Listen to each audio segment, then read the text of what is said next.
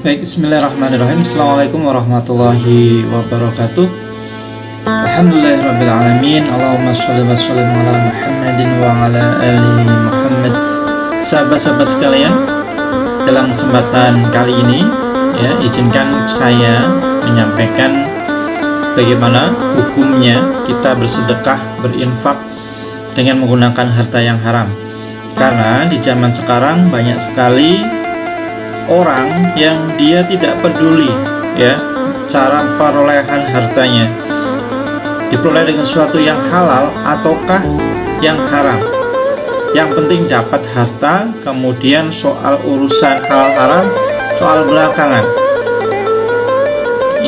Maka dari itu teman-teman semuanya, dalam kesempatan kali ini, dalam Islam bagaimana sih hukum kita ketika kita bersedekah dengan sesuatu yang diharamkan oleh Allah Subhanahu wa Ta'ala.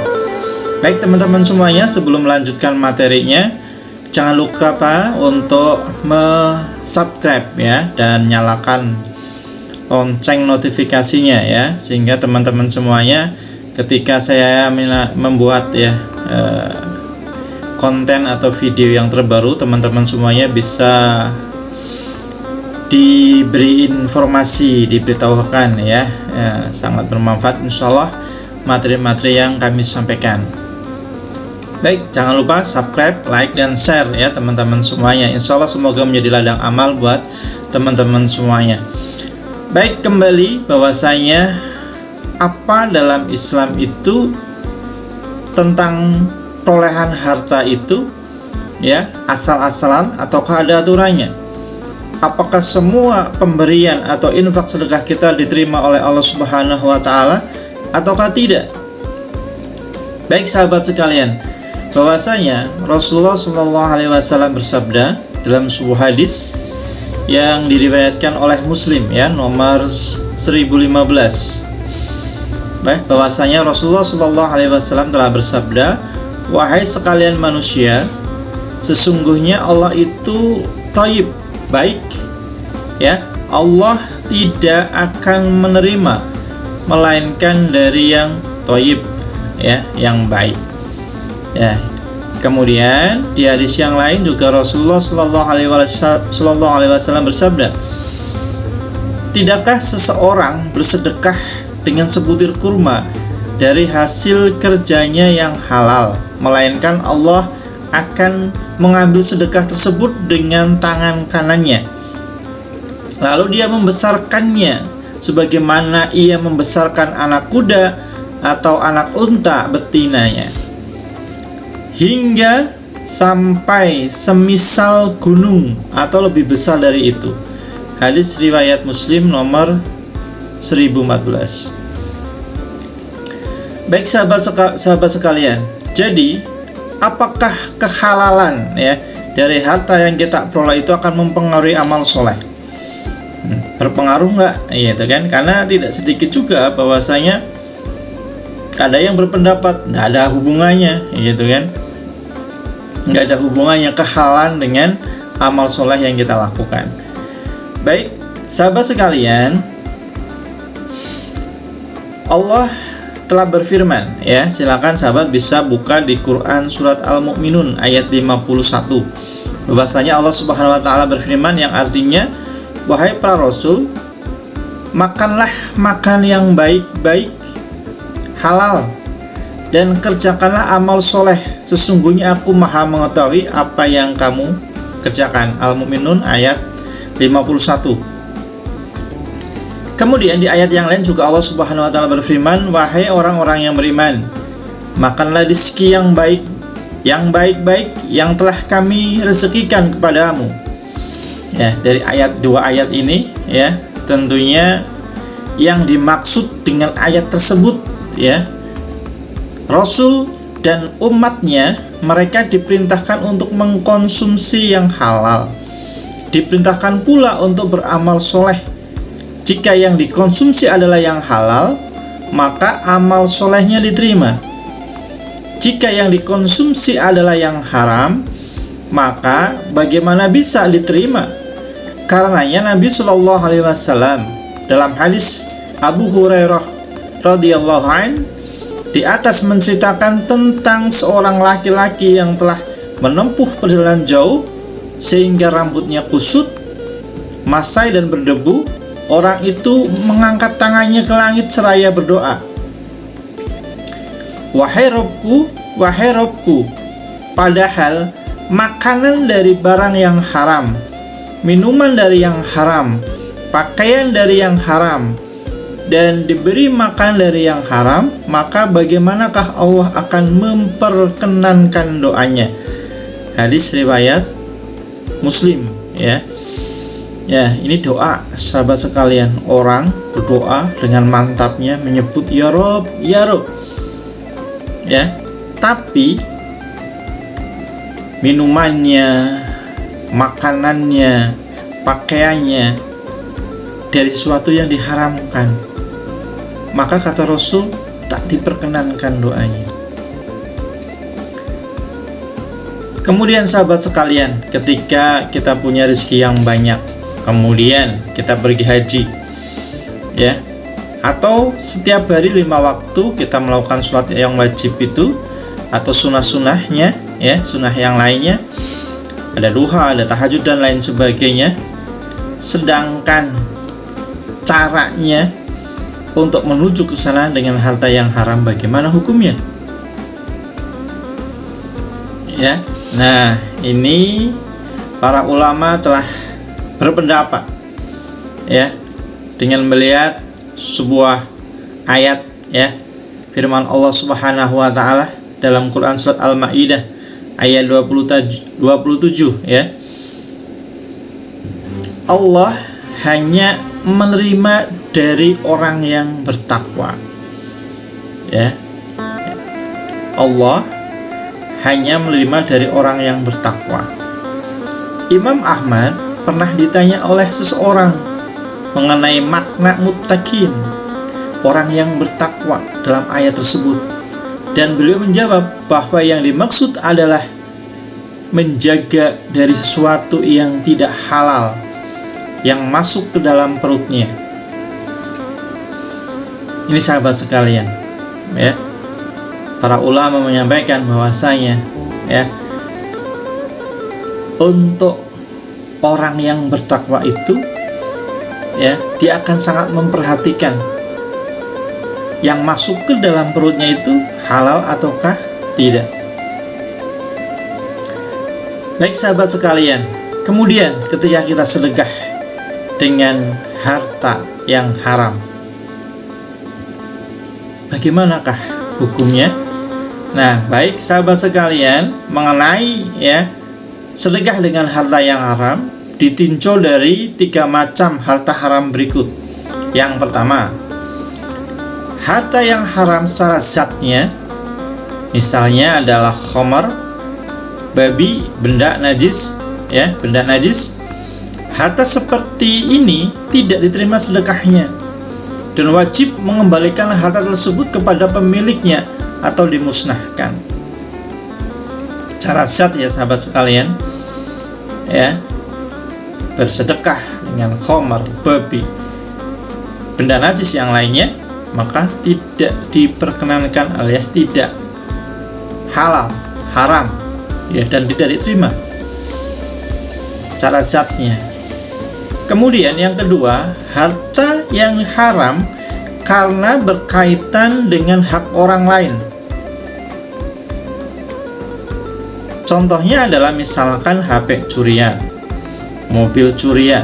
Nah, sedekah semacam ini, ya, maka tidak akan diterima dan harta tersebut wajib dikembalikan kepada pemilik yang sebenarnya. Ya, jadi nyuri HP, ya, kemudian HP-nya disedekahkan atas namanya. Nyuri mobil disedekahkan, dan ini tidak akan diterima sedekah semacam ini, ya. Korupsi, motong anggaran, kemudian disedekahkan, maka tidak akan diterima karena ada hak orang lain di sana. Kemudian yang ketiga teman-teman semuanya, harta yang haram karena pekerjaannya. Misalnya adalah harta riba, harta dari hasil perdagangan barang haram. Sedekah dari harta jenis ketiga ini juga tidak diterima dan wajib membersihkan harta haram semacam itu. Sahabat sekalian, makanya hati-hati sekali teman-teman semuanya ya. Dari pekerjaan yang selama ini mungkin sahabat sekalian lakukan, apakah pekerjaan di tempat sahabat sekalian itu pekerjaan yang halal ataukah tidak? Transaksi-transaksinya itu ada yang bertentangan dengan aturan Allah dan Rasulnya ataukah tidak? Ini sangat penting.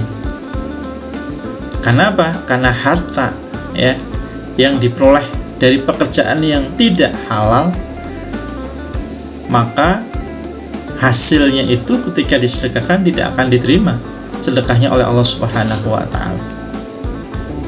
Namun apakah pencucian harta seperti ini disebut sedekah? Tentunya tidak. Para ulama memang berselisih pendapat dalam masalah ini. Intinya, jika dinamakan sedekah tetap tidak diterima karena Nabi Shallallahu Alaihi Wasallam telah bersabda.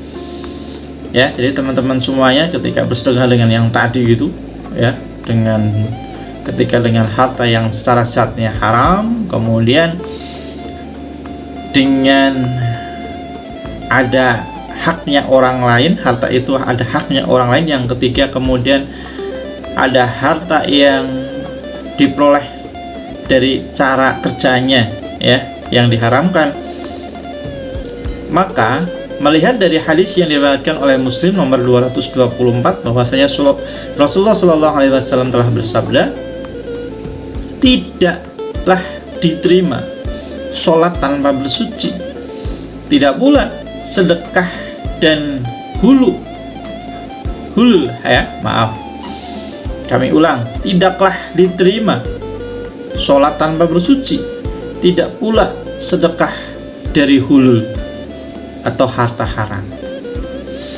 Hulul yang dimaksud di sini adalah harta yang berkaitan dengan hak orang lain seperti harta curian. Sedekah tersebut jika tidak diterima karena alasan dalil lainnya yang telah disebutkan, ya, tidaklah seseorang bersedekah ya dengan sebutir kurma dari hasil kerjanya yang halal, melainkan Allah akan mengambil sedekah tersebut dengan tangan kanannya, lalu dia membesarkannya sebesarkan anak kuda atau anak unta betinanya ya, hingga sampai semisal gunung atau lebih besar dari itu. Hadis riwayat Muslim nomor 1014. Adapun bersedekah dengan harta yang berkaitan dengan hak orang lain, barang curian ya, Ibnu Rajab membaginya menjadi dua macam. Yang pertama, jika bersedekah atas nama pencuri, sedekah tersebut tidaklah diterima. Bahkan ia berdosa karena telah memanfaatkannya. Pemilik sebenarnya pun tidak mendapatkan pahala karena tidak ada niat dari dirinya. Demikian pendapat mayoritas para ulama. Kedua, jika bersedekah dengan harta haram, ya, dengan harta haram tersebut atas nama pemiliknya, sebenarnya ketika ia tidak mampu mengembalikannya pada pemiliknya ataupun ahli warisnya, maka ketika itu dibolehkan oleh kebanyakan ulama, di antaranya Imam Malik, Abu Hanifah, dan Ibnu Ahmad. Ya, jadi ketika sedekah sahabat sekalian dengan harta milik orang lain, ya, kemudian diatasnamakan sang pemiliknya, karena ketika dikembalikan tidak bisa, sulit mengembalikannya, tidak tahu orangnya di mana, ahli warisnya siapa, maka hal ini diperbolehkan. Ingat ya, sedekah dengan yang memiliki hartanya, bukan nama pencurinya. Kemudian, di manakah menyalurkan harta haram? Nah, teman-teman semuanya, sahabat. Ya, ketika naudzubillah kita punya harta yang haram hidup ya. Maka bagaimanakah kita menyalurkannya? Pendapat yang pertama, disalurkan untuk kepentingan kaum muslimin secara umum, tidak khusus pada orang dan tempat tertentu. Demikian pendapat Syekhul Islam ya, Ibnu Taimiyah. Ya, jadi disedekahkan, disalurkan untuk kepentingan kaum muslimin secara umum, tidak khusus pada orang dan tempat tertentu. Pendapat yang kedua, disalurkan sebagai sedekah sunnah secara umum, mencakup hal yang terdapat maslahat, pemberian pada fakir miskin, atau untuk membangun masjid.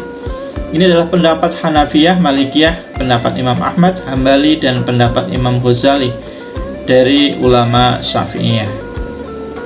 Kemudian pendapat yang ketiga, disalurkan pada maslahat kaum muslimin dan fakir miskin selain untuk masjid. Demikian pendapat ulama Lajnah Ad-Daimah Kerajaan Arab Saudi. Tidak boleh harta tersebut disalurkan untuk pembangunan masjid, karena haruslah harta tersebut berasal dari harta yang suci. Gitu. Kemudian pendapat yang keempat, disalurkan untuk tujuan fisabilillah, yaitu untuk jihad di jalan Allah. Demikian pendapat terakhir dari Ibnu Taimiyah. Ini penyalurannya ketika punya harta yang haram. Ringkasnya sahabat sekalian, pendapat pertama dan kedua memiliki maksud yang sama, yaitu untuk kemaslahatan kaum muslimin, seperti diberikan pada fakir miskin. Adapun pendapat Syekhul Islam Ibnu Taimiyah bukan menunjukkan pembatasan pada jihad saja, namun menunjukkan afdoliyah atau keutamaan. Sedangkan pendapat keempat dari Al-Lajnah Ad-Daimah muncul karena kehati-hatian dalam masalah asal, yaitu sholat di tanah rampasan, di mana masalah kesahan sholat di tempat tersebut masih diperselisihkan. Jadinya hal itu merembet. Harta haram tidak boleh disalurkan untuk pembangunan masjid. Baik, sahabat sekalian, ya, demikian ya pendapat para ulama. Bukan pendapat saya pribadi, tapi pendapat para ulama tentang bagaimana menggunakan harta haram untuk bersedekah. Intinya sahabat sekalian, sebagai kaum muslimin tentunya jadilah seperti lebah. Dia makan dari sesuatu yang terpilih, tidak asal, sehingga lebah menghasilkan sesuatu yang bermanfaat dan kaya akan manfaat, yaitu madu. Itu lebah sahabat sekalian. Belajarlah dari lebah. Sebagai seorang muslim, pilihlah makanan yang terbaik, yang halal dan thayyib, sehingga nanti apa yang kita peroleh juga sesuatu yang lebih baik pula, seperti lebah tadi, menghasilkan madu yang kaya akan manfaat. Baik sahabat sekalian, semoga kita berdoa kepada Allah, kita dikarunia harta yang berlimpah dan penuh dengan keberkahan, dijauhkan dari harta-harta yang haram. Semoga manfaat. Sampai ketemu di video yang lainnya. Semoga Allah Subhanahu wa Ta'ala memberikan kesehatan lahir dan batin kepada kita, dan teruslah menuntut ilmu, insyaallah. Semoga kita diberikan jalan yang lurus, jalan yang diridhoi oleh Allah Subhanahu wa Ta'ala. Terima kasih. Assalamualaikum warahmatullahi wabarakatuh.